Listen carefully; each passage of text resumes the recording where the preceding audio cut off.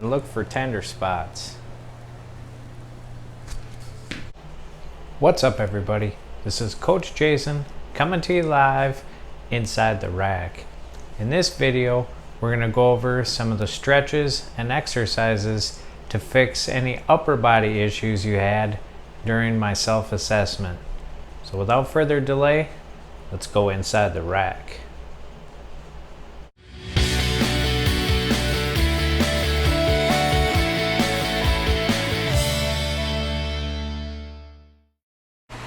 Now the first issue I want to address is if you have any snap, crackle, popping in any of the joints.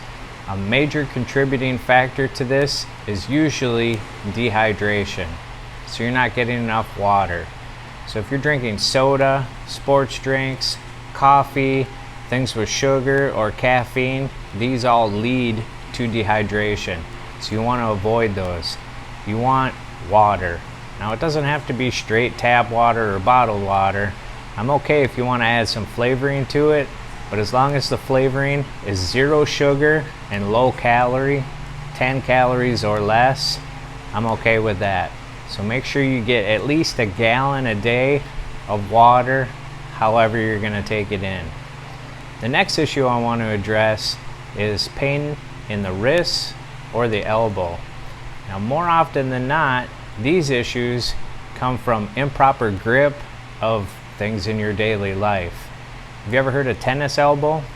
Tennis elbow comes from the improper grip on a tennis racket.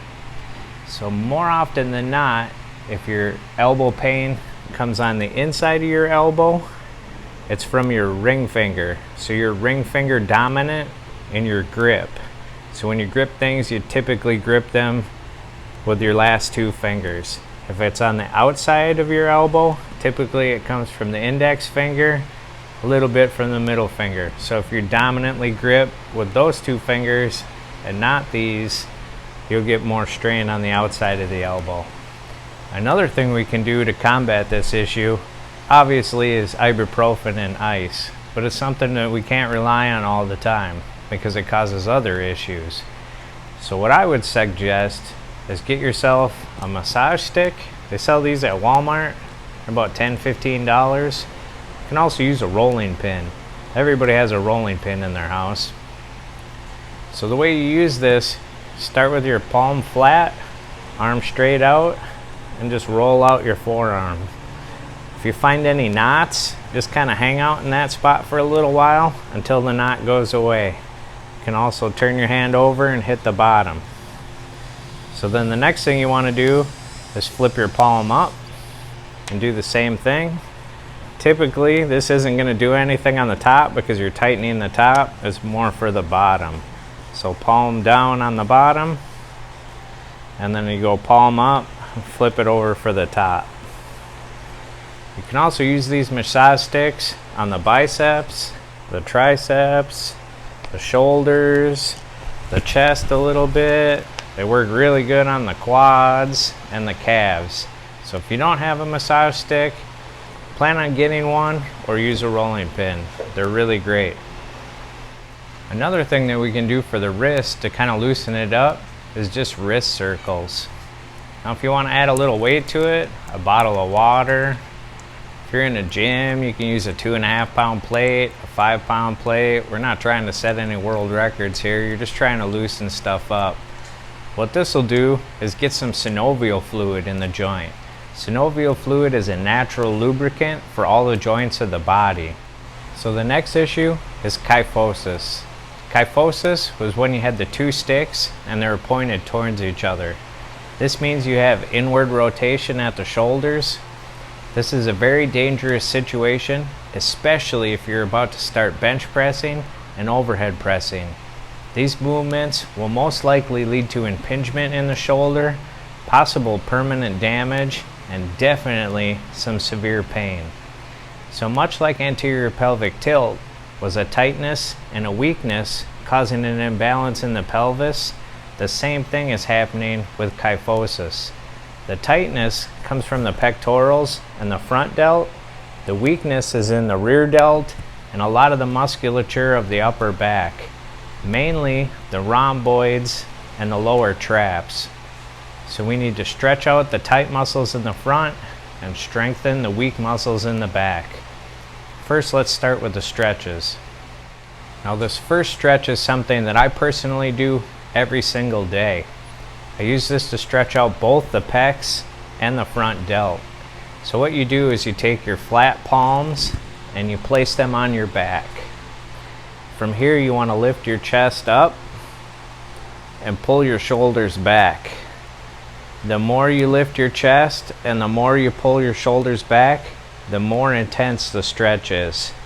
From the side, it's going to look like this.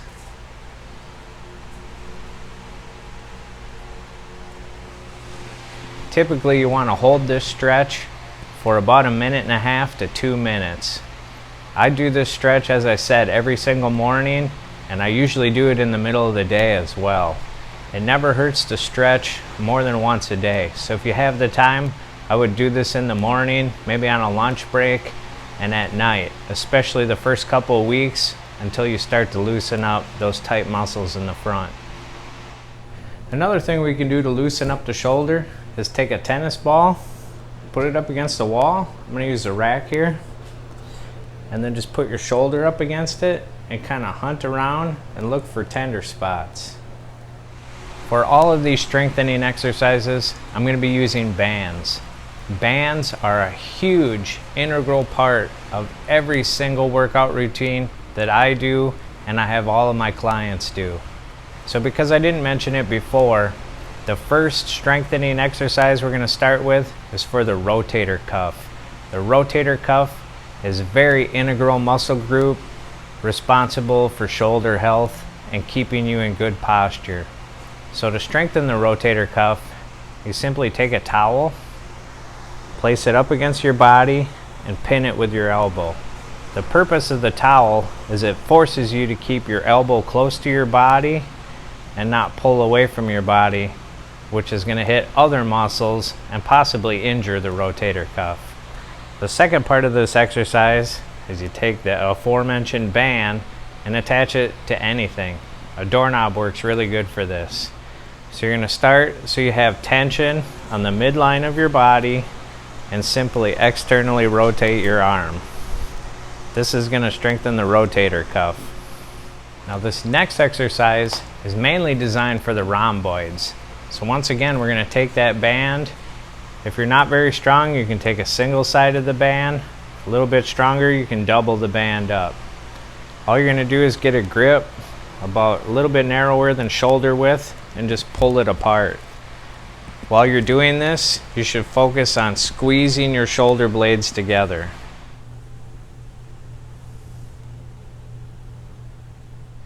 Now the next exercise is called a Y raise. So you're going to want to stand on the band and then just lift it overhead. So your arms create a Y. And that's 1 rep. So you want to do probably 3 sets of 8 to 15 reps on all of these exercises. Now the next exercise is called a W raise. Now this one you're probably going to want to wrap the band around a doorknob again or tie it off to a post or something. You're going to keep your elbows at your side and just go over your head like this. So your arms make like a W. This one's going to hit all of those muscles, the rear delts, the rhomboids, the mid and lower traps.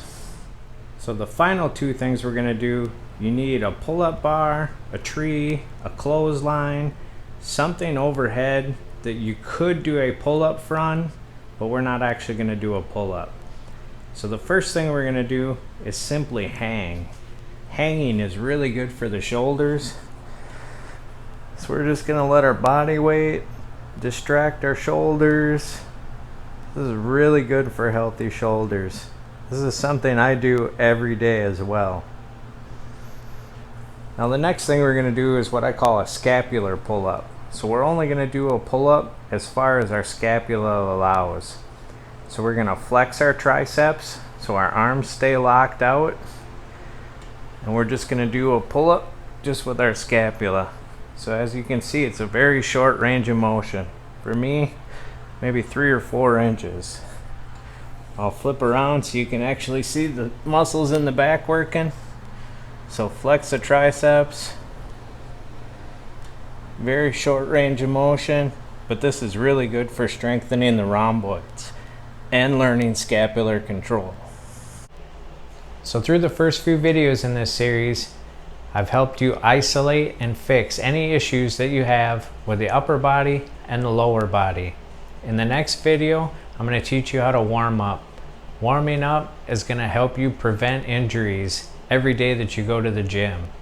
Now YouTube thinks you should check out this video next.